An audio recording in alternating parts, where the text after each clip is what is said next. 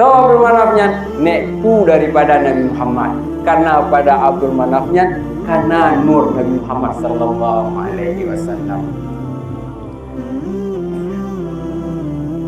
Dengan le Abdul Manafnya legoknya bukan hanya nane Hashim.